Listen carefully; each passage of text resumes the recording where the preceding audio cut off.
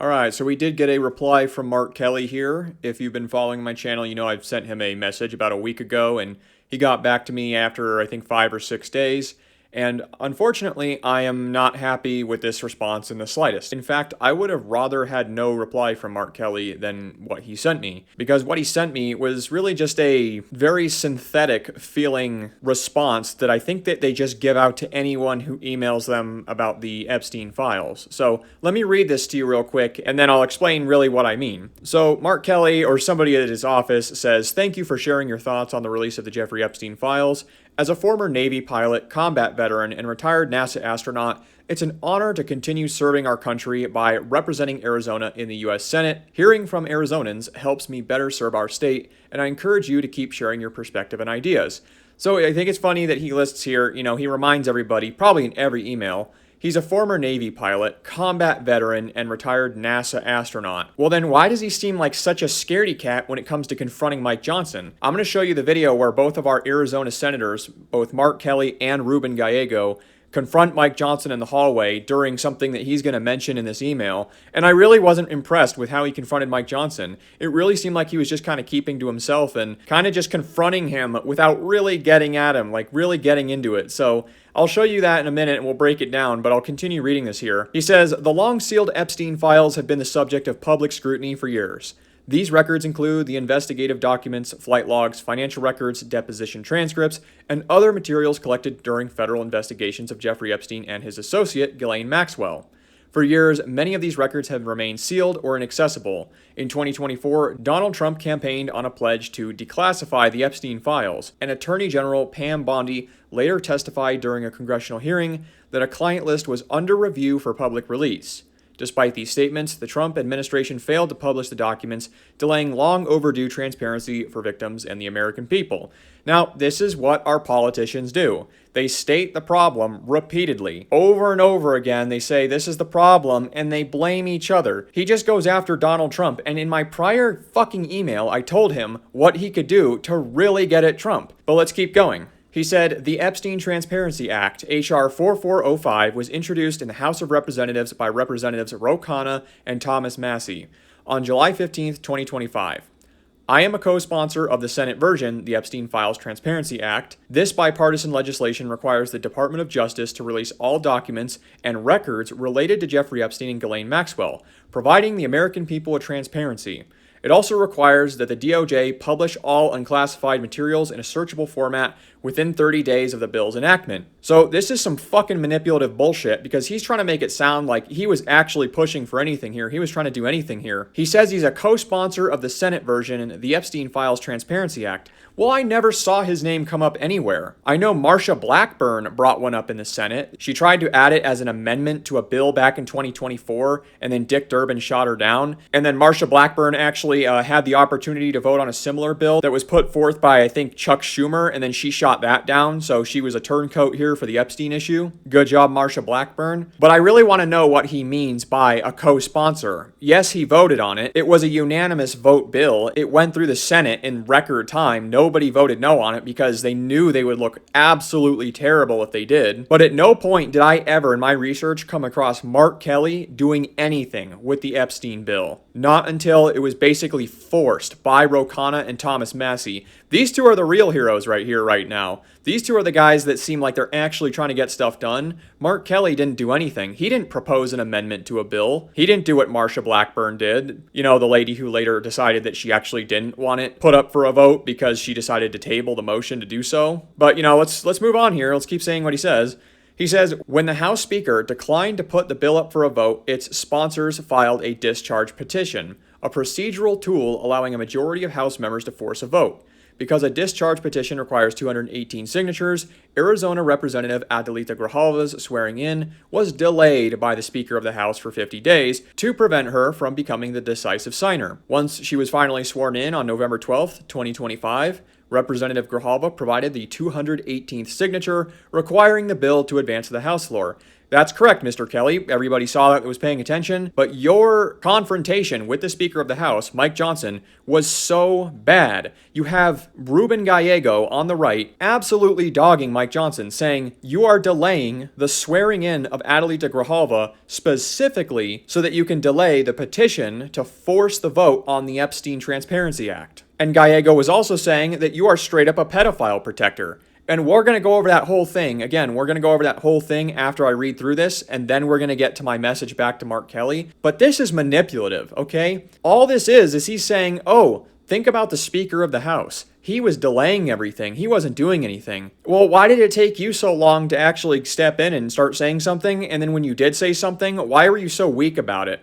I thought you were a combat veteran. I thought you were an astronaut. Where's your courage? What I wanted to see in that moment was basically what Gallego did. You call him a pedophile protector because this was obviously done to prevent the petition signature. This was obviously done to delay forcing the vote on the Epstein Transparency Act. But you're sitting there making comments about, oh, this usually happens faster. Oh, like you should be doing this.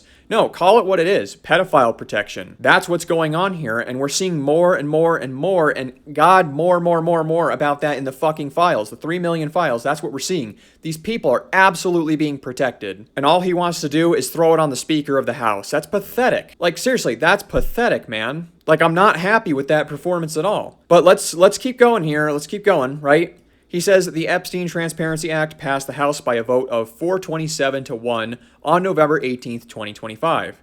I joined my Democratic colleagues in calling on Senate Majority Leader John Thune to immediately bring the legislation to the Senate floor for a vote, without delay. The same day, I spoke at a press conference alongside victims of Jeffrey Epstein to push for accountability for those who carried out and aided in Epstein's horrific crimes, regardless of their wealth, power, and political party.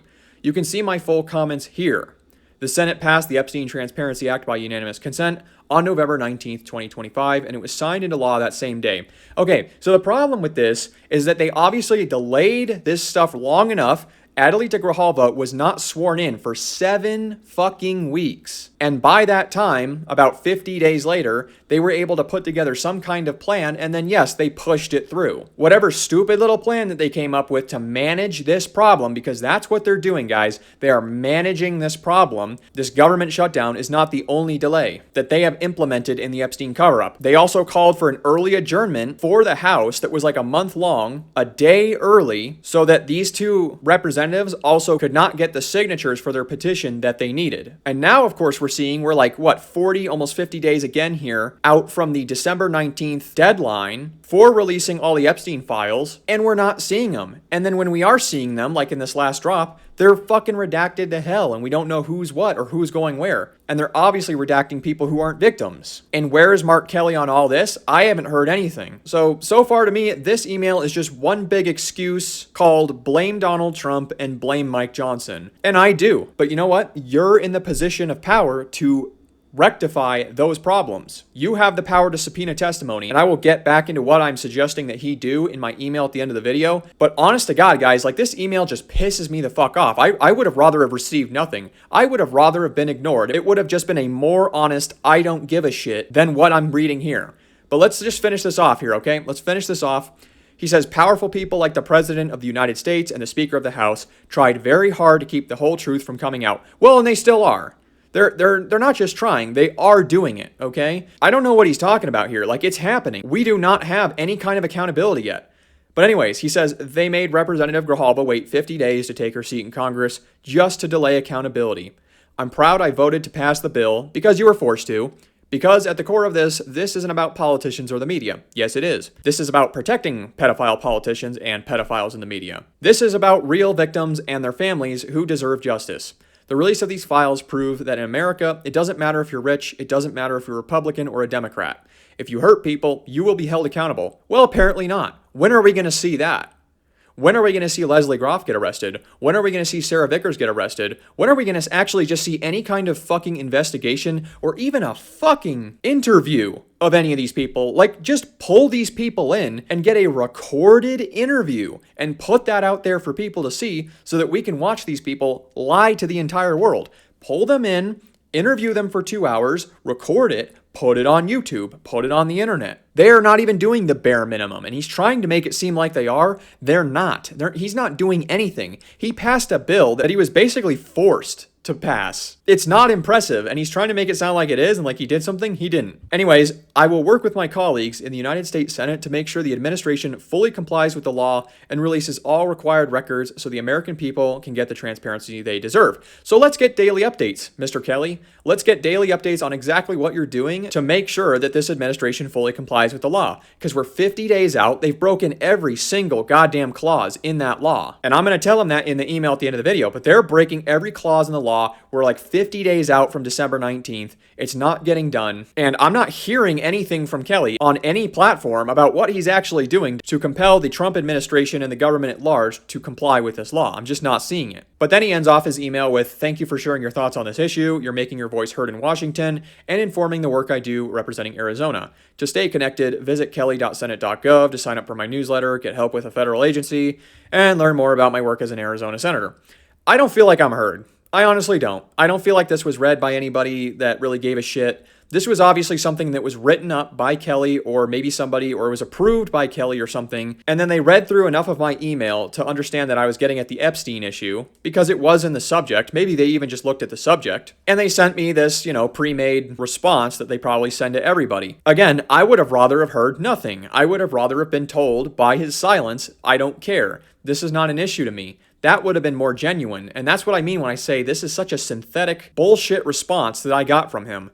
All this is completely artificial and designed to get me to change my mind about him. And that's really all that matters. That's all they really want you to do is change your mind about them specifically. You can hate Congress as a whole, but just vote for me again. That's all I see here, and I will not be voting for him again. If I don't see him come out within the next 30 days and really go for the throat of this issue and really push for accountability, I am not going to vote for him, and I suggest that nobody votes for him. We need to find out who is going to actually push for this issue, and we need to vote for them. Because again, this goes so much further than just the victims, and I think Mr. Kelly is missing that here. He says this is about real victims, and it is, but it's also about the American public at large. He says it here. It doesn't matter if you're rich. It doesn't matter if you're a Republican or a Democrat. If you hurt people, you will be held accountable. But they're not. I don't know how he's saying that when it's obviously not happening. It makes no sense. This is some weird cognitive dissonance that he has going on because it's not happening. This is just gaslighting right here. If you hurt people, you will be held accountable. In the context of the Epstein story, it's not happening at all. So I don't even know why he would say this. This is extremely dishonest. And that's just most politicians and the media too, of course. And I'm highly suggesting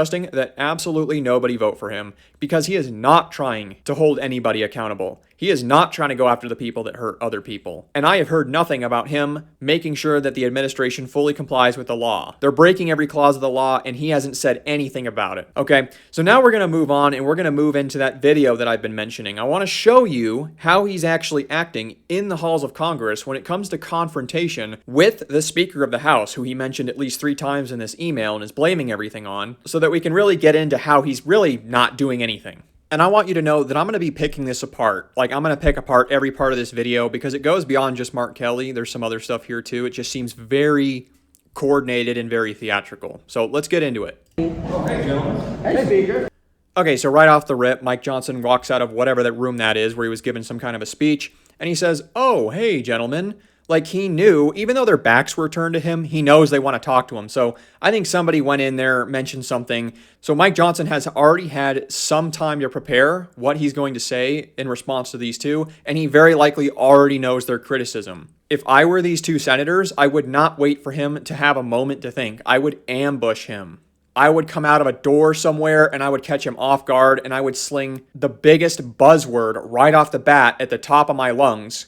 Something like pedophile protector, and make sure that everybody heard it and try to shock him and get him to panic. But anyways, that's just me. Let's continue. Let's keep watching. Appreciate it. Good to see y'all.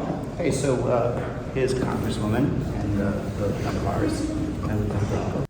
Okay, so Gallego says his congresswoman. It's both of yours, right? He kind of starts shifting towards that. No, it's both of your congresswomen. She is a congresswoman of Arizona. I don't know what this is with this trying to shift it onto Mark Kelly or something there at the beginning. It's really weird. I just say our congresswoman is not being sworn in. Why are you doing that? Are you trying to protect pedophiles? That's what you're supposed to say. But you're going to see throughout this thing, like, it's just really weak. Honestly, I gave Ruben Gallego some credit because he does get into it here, but he needs to be more aggressive too. So honestly, maybe I should send him an email as well, or send him a message or whatever.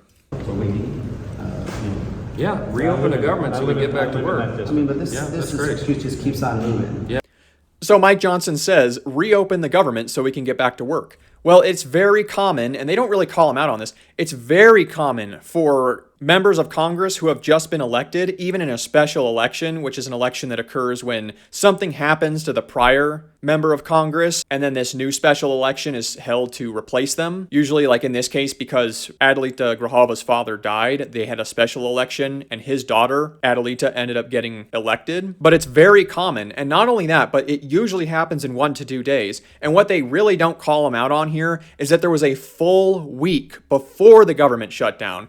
That's what a lot of people don't seem to understand, is that normally these people are sworn in within 1 to 2 days, like 24-hour period. And then Mike Johnson is saying, oh, it's because of the government shutdown. Well, what about the 7 days between her getting sworn in and the government shutdown actually happening? What about that week? Why wasn't she sworn in there? There's no real pushback on that from these two, but let's keep going. Yeah, No, it's not great if you want representation. No, last week no, there's There's 750. Wait, let me answer the question.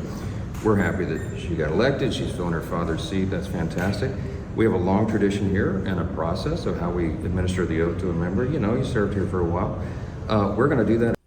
That's wrong. Like I just said, it normally happens within 24 to 48 hours. There's nothing traditional about waiting a week before a government shutdown and then not doing it during a government shutdown. You can look into this for yourself. The normal time period is about 24 to 48 hours, and there's plenty of cases where it has happened during a government shutdown. Mike Johnson just kind of goes, yeah, but yeah. And then they end up getting into like a whole different subject too. You'll see at the end of this video. They just get sidetracked completely after like 4 minutes. But let me keep playing it. As soon as we get back to work, but we need the lights turned back on, so we encourage both of you to go open the government Do you think we so do we can that get everybody back to regular session. Republican swore the person in No, under the the circumstance? the exception is there were 2 Floridians who were elected in a special election. It's happened a couple months back.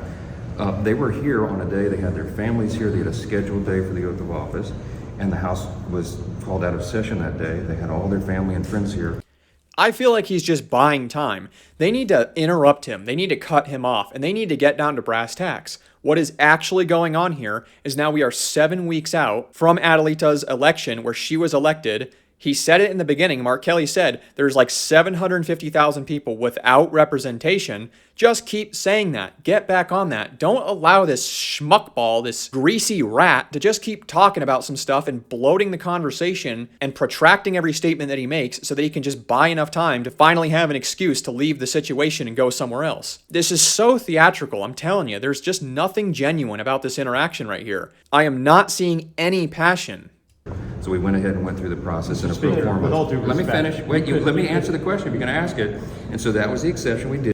No, don't. Don't let him keep going. He just spoke for like 15 seconds without even saying anything. And now Mark Kelly's like, but, and then he just steamrolls him. He just goes over and says, no, actually, let me answer your question. You want me to answer your question or not? And I would say, no, fuck no, you're not answering it. Answer my actual question. And I would repeat the question over and over. And that's also something that we do not see in these Senate hearings. It's the same thing. Whenever there's any kind of actual confrontation, they ask a question like one time, they try to weasel out of it, and then they actually end up moving on after 2 minutes. They get some really half-assed response, and they don't stay on subject, and then they move on. And that is probably the biggest tell for me that this is all just a bunch of bullshit, and that we are basically paying these people to enact some kind of play, like a WWE-style play, where they're kind of going at each other, but everybody knows in the background that it's just kind of scripted and fake. Yes, people are getting bruises. Yes, people are getting actually slammed down on the wrestling mat, but nobody's actually getting hurt. Nobody's actually getting taken out. And there's no real stake in this. There's no real probabilities of win or loss here involved. It's all kind of known what the outcome is going to be. But let's keep going.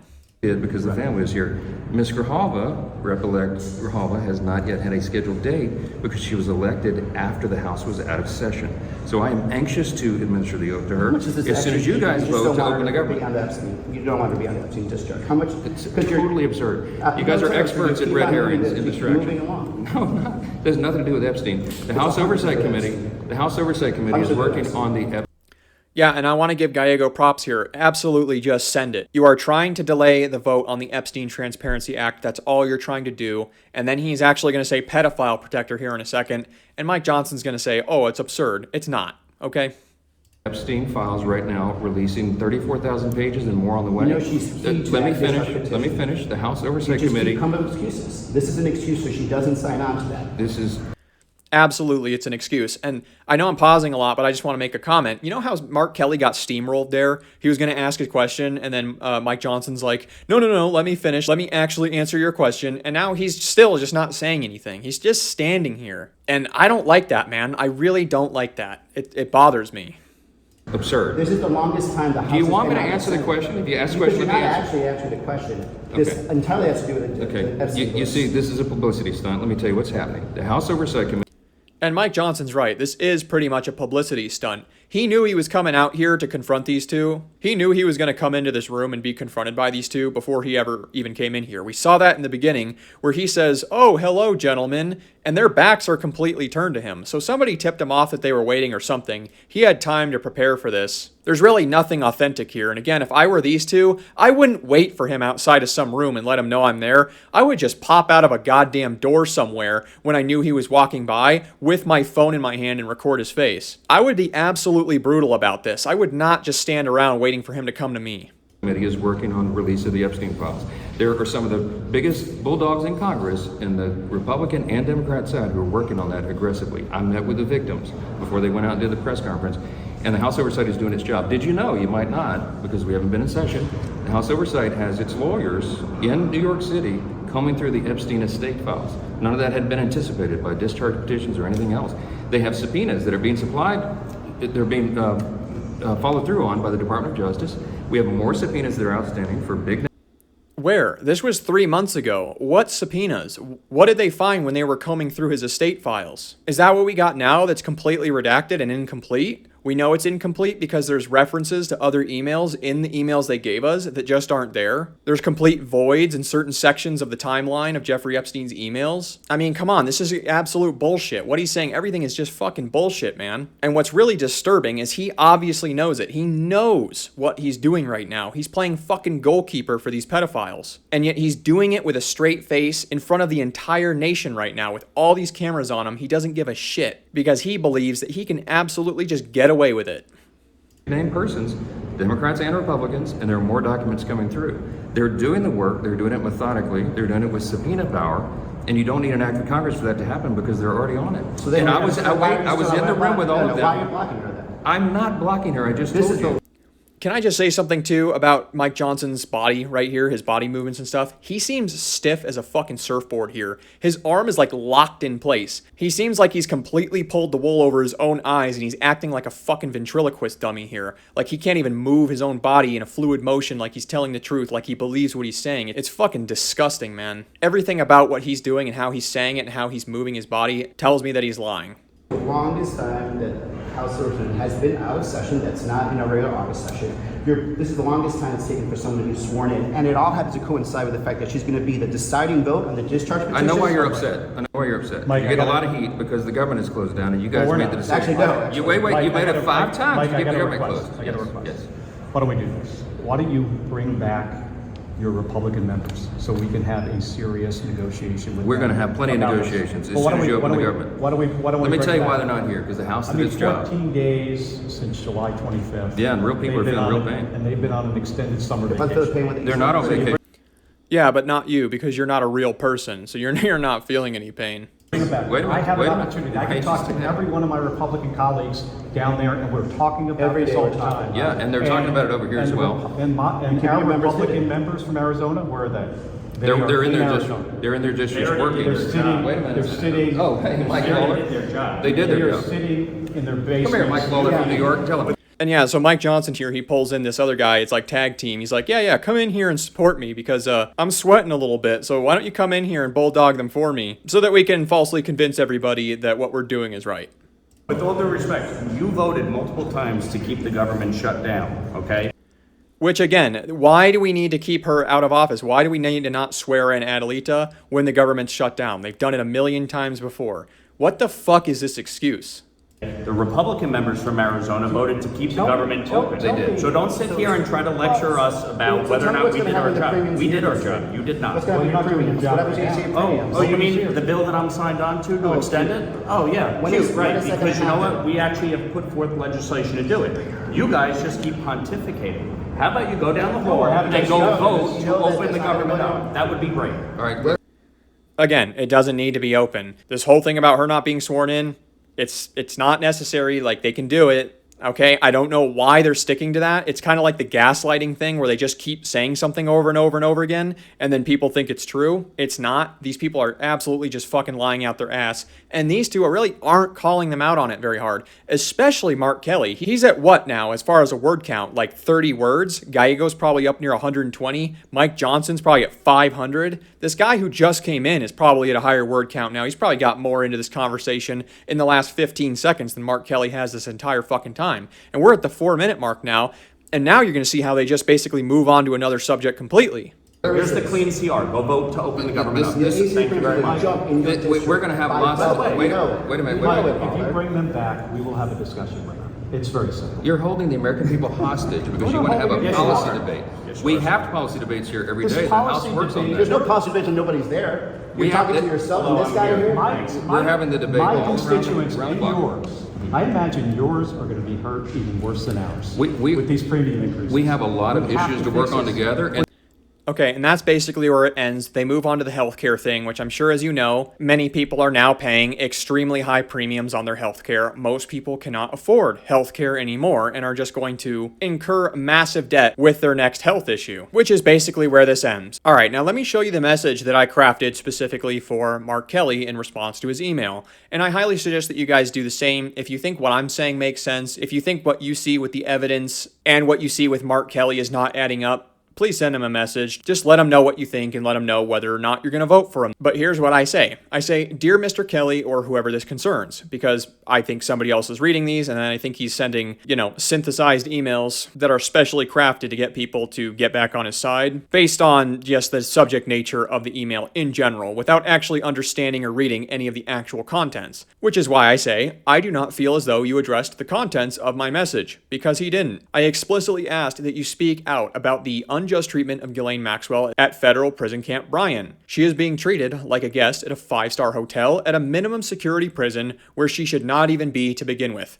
which is all true. She's getting all kinds of special treatment. I've covered that. And she should never even be in that prison, which is normally meant for women who have been convicted of sentences of 5 years or less, while Ghislaine is up past 20. So it makes absolutely no sense. I go on to say, I also ask that you demand the testimony of the 4 co-conspirators listed in the horribly corrupt non-prosecution agreement deal.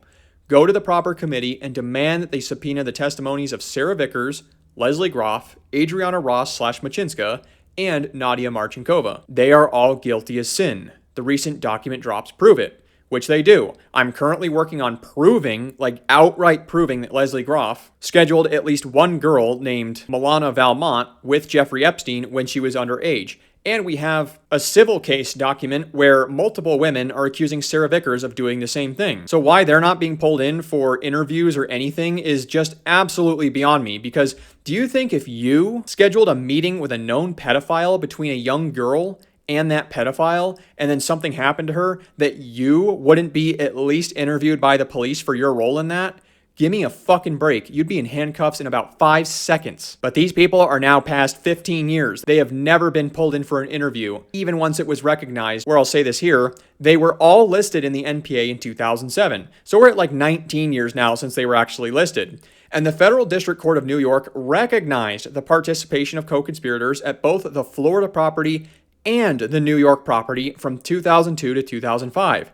That's the indictment that I pulled out in 2019, where they said this same exact thing that we're charging Epstein with right now, where he's conspiring with other people that we're not going to name, already happened at this location and in Florida, where they were all operating. And that same indictment found probable cause for sex trafficking conspiracy against Jeffrey Epstein in 2019 before he died. That's what an indictment is. They go to a grand jury, 23 people, review all the evidence, and everybody concludes that there is probable cause to arrest Jeffrey Epstein for sex trafficking conspiracy, which means he has all kinds of other people helping him recruit and schedule and do everything that needs to be done logistically to abuse these little girls. And that's when I go on to say, and while Leslie Groff, for example, is listed over 150,000 times in emails spanning the period leading up to that time, and was involved back in 2002 through 2005 as listed in the NPA, federal prosecutors for the Southern District of New York say they will not investigate or pursue any prosecution for Leslie Groff specifically, and they also decline to comment as to why they won't.